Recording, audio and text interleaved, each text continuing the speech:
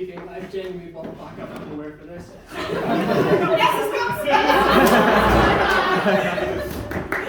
So, first of all, I just want to say that it's a small miracle that Ross actually made it here today, as he has no idea how postcodes work. He once said aloud, with full sincerity, that he found out that his neighbour had the exact same postcode as him. Which he found to be both novel and baffling. Not to mention that the last time he came to Scotland to see us all, he sent us coordinates to where the VAT was. Which he got wrong the first time, but at least he remembered to pack 2 pairs of slippers for that trip. So yeah, glad you made it, Ross. I'm guessing Cleo drove?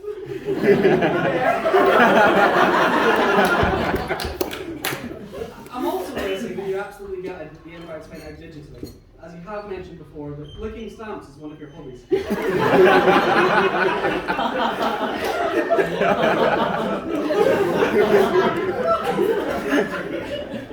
Anyway, if public speaking was something I could do, I'm sure I could stand here and talk at length about how intelligent, kind, and loyal Ross is, and how much I admire and respect him. He's been a massively positive influence in my life, and he is someone you can truly count on and confide in. He's a cool head in a crisis, and a good laugh in whatever the opposite of a crisis is. But I'm sure if you're here today, you all already know that. So I'll embarrass him a bit, make a few jokes at his expense, and then I'll sit down. That is if I haven't already handed off this speech to someone more capable. It's crazy to think that the majority of my lifelong friends were decided, in part, by seating plans in school. The random allocation of pupils to chairs, deciding which humans I would spend the rest of my life with. Ross and I met in French. We spent a lot of time in that class messing about. Like when I tied his shoelaces together. Instead of just falling over like a normal idiot, he 2 foot stumbled and hopped right into the middle of the class so that everyone had a really good view of him falling over. And judging by the fact that the sum total of French that I can speak today is je ne comprends pas, which translates to I don't understand, I clearly didn't spend much time in that class learning French. But to be fair, it's been enough to get me by. If anyone says anything to me in French, I have a perfect response.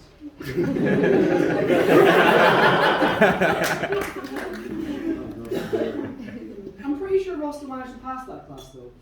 Despite appearances, he is incredibly clever. Ross has to be the smartest dumb person I've ever met. For example, asking his friend who has severe social anxiety to speak at his wedding.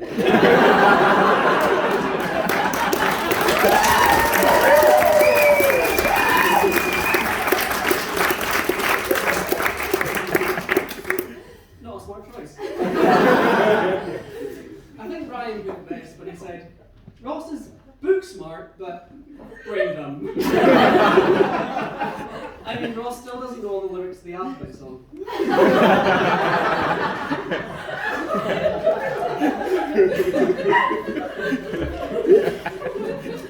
I'm sure that even if we weren't sat together in French, we still would have ended up befriending each other. We have a lot in common. Similar sense of humour, good overlap of hobbies, and Ross hasn't always been the tall, chiseled epitome of the male physique. He used to be a chubby little nerd.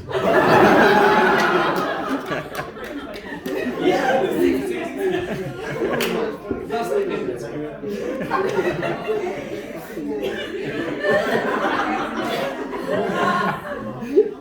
At first glance, he seems quite sensible, well put together and often serious. But he has never been afraid to make an absolute tit of himself. And I respect that. Come find me later if you want to see a photo of Ross walking down the high street in a comically bad Buzz Lightyear mascot. After leaving school, Ross had his sights set on bigger things. His drive and ambition were always much grander than a small town in the Highlands. He graduated with a distinction from Strathclyde.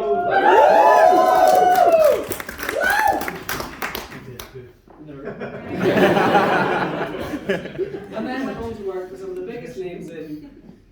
What exactly do you do again, Ross? Chemicals or something? All I know for for sure is that he kisses the badge of his work uniform after a reason. It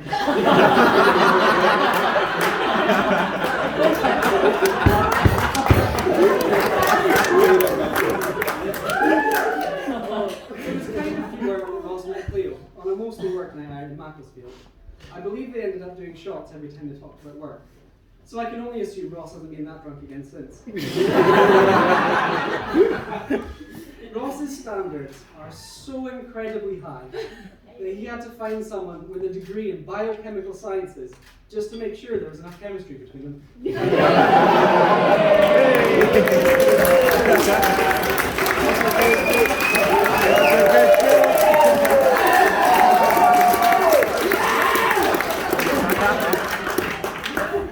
As they met the old-fashioned way in a pub, it was truly a gift that Cleo never did see Ross's Tinder profile.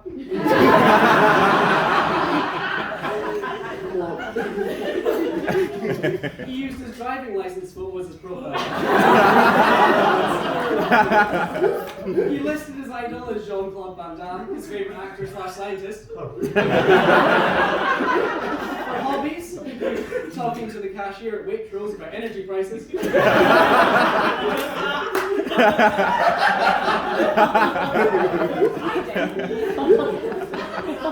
His Twitter page also included links to his LinkedIn profile. And mentioned his credit score.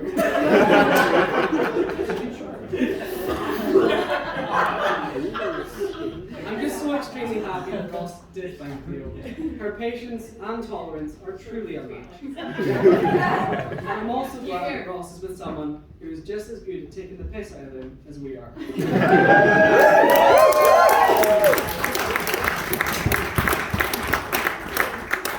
If he ever realised how genuinely excellent a human being he really is, his head wouldn't fit through the door.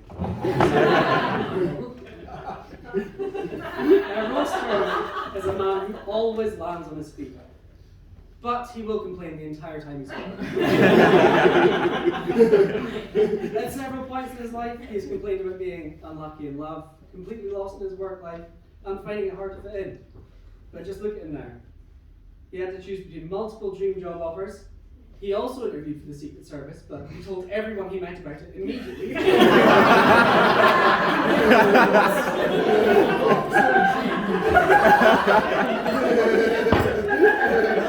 he's married to an intelligent and beautiful woman in a room surrounded by people that love you, and I'm honoured to be part of that. Now, not everything I've said about Ross in this speech has been true. But I feel that what these stories say about Ross is true. So in a way, I haven't really lied. Apart from the postcodes, Ross genuinely doesn't know how to do it.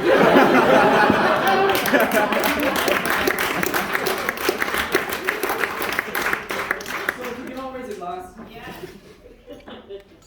For the bride and groom. Someone to spend the rest of your life with is no mean feat. And Cleo, I'm sure Ross will keep you on your toes.